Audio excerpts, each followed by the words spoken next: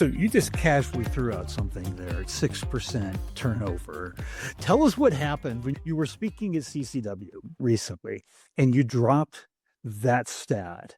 What happened in the audience? I mean, there was a gasp, and I am just casually throwing out, some statistics because I was chatting about in a small panel, we were talking about finding the balance between the empathy that humans provide and the efficiencies that AI can provide, right?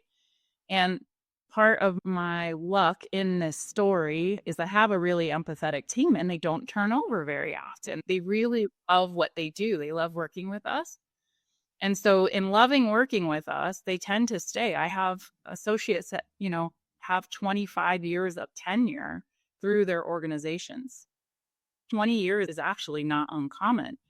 And so it's a gift that I have that I realize is very uncommon in this industry. When you're talking about support businesses, it's not uncommon to have constant turnover, right? You get turnover rates of 60 and 70%, whether because people are looking for more opportunities, better pay, to be seen and heard, to not be yelled at constantly by, frustrated customers.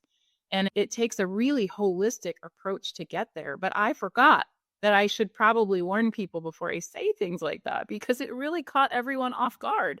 I had more people come up afterwards and just say, how on earth can I get there? Because I'm nowhere near 25%, let alone getting down below 10%. And so, I now will warn people a little bit of this could be a trigger warning before I say everybody to success, but we only have 6% turnover.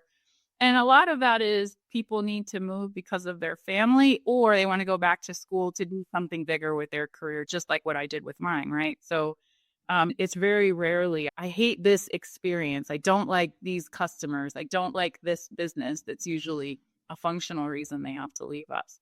And we're okay with that. And then also we have to evaluate too, are we having too low of a turnover rate?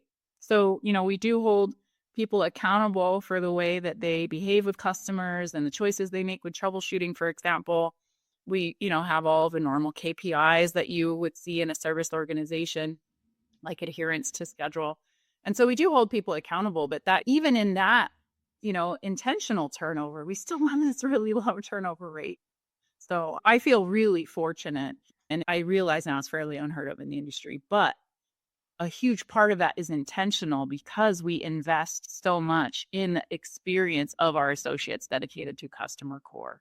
And they feel they have that advocacy, right? That's my role, not just in shaping the support experience for customers of Antech, but also our associates' experience and how they're delivering that customer support. And I take that part of my job really seriously.